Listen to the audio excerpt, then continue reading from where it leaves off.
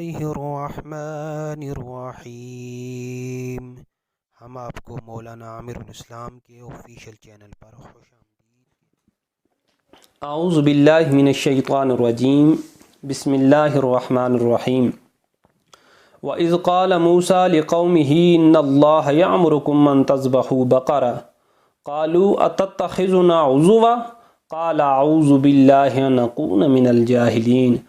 صدق اللہ العظیم، والصلاة والسلام علی سید الانبیاء والمرسلین وعلی آلہ واصحابہ اجمعین۔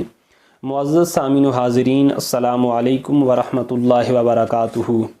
آج کا ہمارا موضوع ہے سورہ بقرہ کا ایک حصہ جس میں دنیا کی سب سے قیمتی گائے کا ذکر کیا گیا ہے۔ اللہ اکبر۔ حضرت موسیٰ علیہ السلام کا زمانہ تھا۔ بنی اسرائیل کا ایک نہایتی مالدار شخص تھا جس کا نام عامیل تھا۔ اس کو اس کے بھتیجوں نے وراثت کے لالچ میں قتل کر دیا تاکہ ہمارا جو یہ چچا ہے اس کے پاس بڑا بینک دولت ہے، بڑی پراپرٹی ہے، بڑی جائیدادیں ہیں، تو جب یہ مارا جائے گا اس کے پیچھے اور تو ہے کوئی نہیں، تو یہ سارا کچھ ہمیں تھیا لیں گے۔ اور صبح کو انہوں نے اس لاش کو جو ہے ایک نہایتی دور ویرانے میں جا کے پھینک دیا۔ صبح کو حضرت موسیٰ علیہ السلام کی بارگاہ میں آ کے مدعی بن گئے کہ ہمارا چچا ہے وہ قتل ہو گیا، فلاں جگہ سے اس کی لاش ملی ہے، آپ اپنے اللہ رب العزت سے پوچھیں کہ ہمارے چچا کو کس نے قتل کیا ہے۔ اللہ اکبر۔ تو حضرت موسیٰ علیہ السلام نے ان سے کہا وَإِذْ قَالَ مُوسَىٰ لِقَوْمِهِ إِنَّ اللَّهَ يَأْمُرُكُمْ أَن تَذْبَحُوا بَقَرَةً۔ اور یاد کرو جب موسیٰ علیہ السلام نے اپنی قوم سے کہا کہ اللہ تعالیٰ حکم دیتے ہیں کہ تم ذبح کرو ایک گائے کو۔ اب یہ گائے کا واقعہ بھی دلچسپی سے خالی نہیں۔ بنی اسرائیل میں ہی ایک نہایتی بزرگ شخصیت تھے، اللہ والے تھے۔ ان کے پاس صرف ایک چھوٹی سی گائے کی بچیا تھی۔ انہوں نے اس بچیا کو لیا ایک دن اور جنگل میں ایک جھاڑی کے پاس گئے اور وہاں جا کے انہوں نے اس بچیا کو اللہ کے حوالے کر دیا۔ کہا مولا میرا ایک ہی نابالغ چھوٹا سا بچہ ہے، جب وہ جوان ہو جائے تو اس گائے کو اسے واپس لوٹا دینا۔ واپس آئے، وقت پورا ہو گیا تھا، فوت ہو گئے۔ اب جب وہ بچہ بڑا ہوا تو وہ بچہ اپنی ماں کا نہایتی تابعدار اور فرما بردار تھا، دن رات اپنی ماں کی خدمت کرتا تھا۔ اس کا یہ معمول تھا کہ دن کو وہ کلاڑی لے کے جنگل کی طرف نکل جایا کرتا تھا، وہاں جا کے وہ لکڑیاں کاٹتا اور وہ لکڑیاں شام کو جا کے بازار کے اندر فروخت کر دیتا۔ اس سے جو اس کو انکم ہوتی اس کے وہ 3 حصے کر دیتا۔ ایک حصہ وہ اپنے اوپر خرچ کرتا، دوسرا حصہ وہ اپنی ماں کو دیتا اور تیسرا حصہ وہ راہ خدا میں فقراء غرباء مساکین کے اوپر جو ہے صدقہ کر دیا کرتا تھا۔ اسی طرح جب رات آتی تو اس نے رات کے بھی 3 حصے اپنے لیے ایک ٹائم ٹیبل جو ہے وہ مختص کیا ہوا تھا۔ ایک حصہ وہ سویا کرتا، ایک حصے میں وہ اللہ کی عبادت کرتا اور ایک حصے میں وہ اپنی ماں کی خدمت کیا کرتا تھا۔ اللہ اکبر۔ ایک دن اس کی ماں نے اسے کہا اے میرے بیٹے، کچھ سال پہلے، کچھ عرصہ پہلے تیرے والد نے ایک گائے کی چھوٹی سی بچیا تھی، وہ جنگل میں فلاں جھاڑی کے پاس جا کے اللہ کے سپرد کی تھی، اب وہ جوان ہوگی، جاؤ اور جا کے اس کو واپس گھر میں لے آؤ، اور جب تم اس جھاڑی کے پاس جاؤ تو اللہ سے یوں دعا کرنا اے اللہ، حضرت ابراہیم، حضرت اسماعیل، حضرت اسحاق علیہ السلام کے خدا، تو میرے باپ کی سونپی ہوئی امانت کو مجھے واپس کر دے۔ اور اس بچیا کی نشانی یہ ہے کہ وہ پیلے رنگ کی ہے اور وہ اس طرح چمک رہی ہوگی گویا کہ سورج کی کرنیں اس میں سے نکل رہی ہیں۔ اللہ اکبر۔ یہ سن کے لڑکا جاتا ہے خرامہ جنگل کی طرف۔ جنگل میں جب پہنچتا ہے تو انہی الفاظ کے ساتھ دعا کرتا ہے تو کیا دیکھتا ہے کہ ایک جوان گائے پیلے رنگ کی دوڑتی ہوئی اس کے پاس آ کے کھڑی ہو جاتی ہے۔ اب وہ بچہ، وہ نوجوان اس گائے کو پکڑتا ہے، رسی ڈالتا ہے اور واپس اپنے گھر میں لے آتا ہے۔ تو ماں کہتی ہے بیٹا اس طرح کرنا، صبح کے وقت اس کو بازار میں لے جانا اور 3 دینار میں اس گائے کو سیل کر دینا، فروخت کر دینا۔ لیکن ہاں ایک بات یہ ہے کہ جب اس کو فروخت کرو تو اس سے پہلے مجھ سے مشورہ ضرور کر لینا، کیونکہ منڈی کا ریٹ ہی 3 دینار تھا، گائے کی قیمت ہی یہ تھی۔ صبح کو وہ اپنی گائے کو لے کے منڈی میں جاتا ہے تو آگے سے ایک فرشتہ بغرض امتحان آ جاتا ہے. وہ فرشتہ کہتا ہے میں تجھے 3 دینار کا 3 سے 4 سے 5 10 جتنا تم کہو اس سے زیادہ میں تجھے رقم دیتا ہوں، لیکن ماں سے مشورہ نہ کر، آج ہی تو گائے لایا ہے مجھے دے، تیرا سودا بھی بن جائے، میرا کام بھی ہو جائے. وہ کہتا ہے نہیں، میں اپنی ماں کی نافرمانی نہیں کر سکتا، ماں نے جو کہا ہے تو اس سے مشورہ کروں گا، پھر آ کے میں جو ہے تجھ سے بات کروں گا. گائے لے کے واپس چلا جاتا ہے. تو ماں کہتی ہے ضرور وہ کوئی اللہ کا فرشتہ تھا. اس طرح کرنا، تم صبح جانا اور جا کے اس سے مشورہ کرنا کہ ہم گائے کو کب فروخت کریں، اب فروخت کر دیں یا کچھ عرصہ ٹھہر کے اس کو فروخت کریں تاکہ اللہ ہمیں اس میں سے کچھ نفع ادا کر دیں. وہ بچہ صبح جاتا ہے، اس فرشتے سے مشورہ کرتا ہے، تو وہ فرشتہ کہتا ہے اس طرح کرو کہ کچھ عرصہ رک جاؤ. حضرت موسیٰ علیہ السلام کے لوگوں کو اس گائے کی ضرورت پڑنے والی ہے، اور ہاں اس گائے کی قیمت کیا رکھنا، اس گائے کے چمڑے میں سونا بار کے جتنا سونا آتا ہے اس کے برابر اس کی قیمت ان سے طلب کرنا، وہ تمہیں دے دیں گے، پھر اس گائے کو تم انہیں فروخت کر دینا، سیل کر دینا. چنانچہ قرآن نے اسی واقعے کا تذکرہ کیا. کچھ عرصے کے بعد جب عامیل نام کے اس شخص کو قتل کر دیا گیا، اس کے 2 بھتیجوں نے قتل کیا، تو وہ لوگ حضرت موسیٰ علیہ السلام کے پاس آئے. تو حضرت موسیٰ علیہ السلام نے انہیں کہا کہ تم اس طرح کرو کہ ایک گائے کو ذبح کرو اور اس کے جسم کا کوئی حصہ یا اس گائے کی زبان یا اس کی دم کی جو ہڈی ہے وہ مقتول کے جسم کے اوپر مارو، اللہ کے اذن سے وہ مقتول زندہ ہو جائے گا اور تمہیں بتا دے گا کہ اس کو کس نے قتل کیا ہے. اللہ اکبر. اور علماء بیان فرماتے ہیں اس میں ایک حکمت یہ بھی تھی کہ بنی اسرائیل بہت عرصہ مصر میں رہے تھے جہاں گائے کی پوجا کی جاتی رہی تھی. تو گائے کی پوجا کی وجہ سے ان کے دل میں قسم کے یقین اور مزاج میں شاید یہ چیز بھی رچ بس گئی تھی کہ ہم گائے کو بھی خدا مان سکتے ہیں، اس کی بھی پوجا کر سکتے ہیں.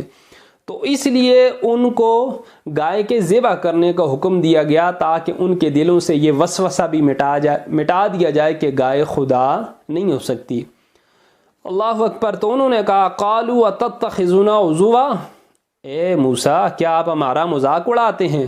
قال اعوذ باللہ ان اکون من الجاہلین. حضرت موسیٰ نے کہا میں پناہ مانگتا ہوں خدا سے کہ میں شامل ہو جاؤں جاہلوں کے گروہ میں سے، کیونکہ نبی کا مقام بہت بلند ہوتا ہے. وہ جب شریعت بیان کر رہے ہوتے ہیں، اللہ کا حکم بیان کر رہے ہوتے ہیں تو وہ مذاق نہیں کرتے. اچھا، اب ان کو صرف گائے ذبح کرنے کا حکم دیا تھا، لیکن جب انہوں نے قریدنا شروع کیا اور بال کی کھال اتارنا شروع کر دی تو احکامات ان کے لیے بہت سخت ہوتے گئے. انہوں نے کیا کہا؟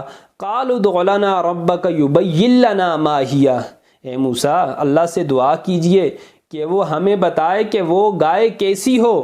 قال انہ یقول انہا بقرۃ لا فارض ولا بکر اوان بین ذلک ففعلوا ما تؤمرون. آپ نے کیا کہا؟ اللہ فرماتا ہے وہ گائے ایسی ہے جو نہ بالکل بوڑھی ہو اور نہ ہی بالکل بچی ہو بلکہ درمیانی عمر کی ہو. تو اللہ نے فرمایا تو جو تمہیں حکم دیا جا رہا ہے اس حکم کو پورا کرو، بجا لاؤ. پھر انہوں نے آگے سے ایک اور حجت بازی کی. قالوا ادع لنا ربک یبین لنا ما لونھا. اے موسیٰ اللہ سے دعا کرو آپ کا رب ہمیں یہ تو بتا دے اس کا رنگ کیسا ہو. قال انہ یقول انہا بقرۃ صفراء فاقع لونھا تسر الناظرین. حضرت موسیٰ علیہ السلام نے کہا، اللہ رب العزت ارشاد فرماتے ہیں کہ وہ گائے اس کا رنگ خوب گہرا زرد ہو اور جو فرد بخشنے والی ہو دیکھنے والوں کے لیے، جب دیکھنے والے اس کو دیکھیں تو ان کا دل خوش ہو جائے. پھر انہوں نے تیسری حجت کی. قالوا ادع لنا ربک یبین لنا ما ہی. کہنے لگے اے موسیٰ اپنے رب سے پوچھو ہمارے لیے کہ وہ کھول کر ہمارے لیے بیان کر دے وہ گائے کیسی ہو. ان البقرۃ شابع علینا.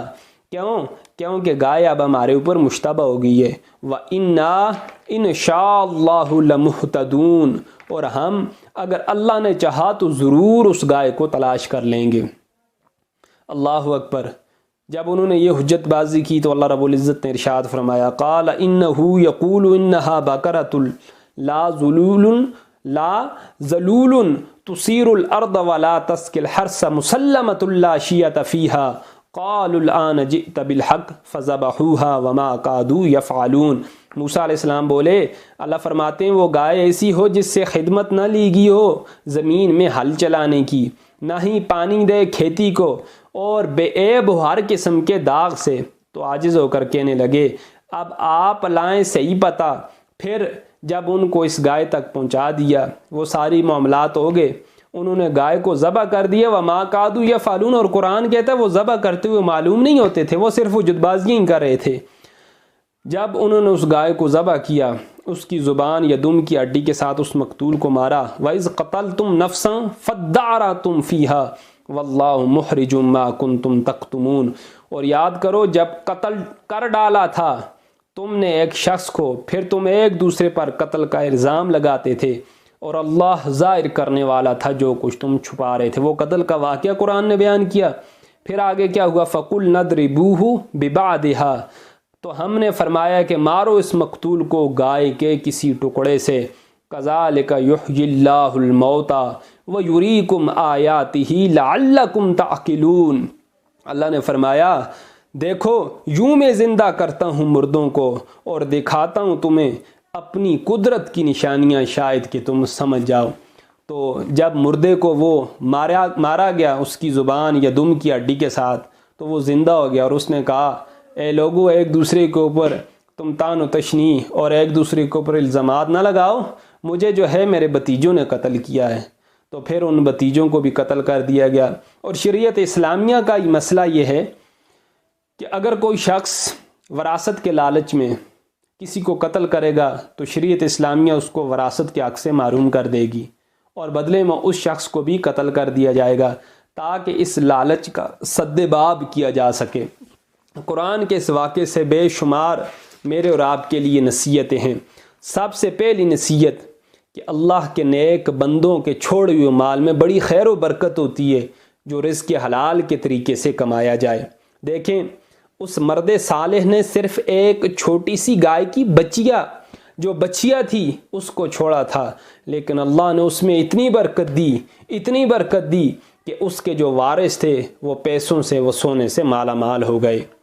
دوسرے نمبر کے اوپر یہ بات بھی ہمیں اس واقعے سے ملتی ہے کہ اس مرد صالح نے اولاد پر شفقت کرتے ہوئے بچیا کو اللہ کی امانت میں سونپا تھا۔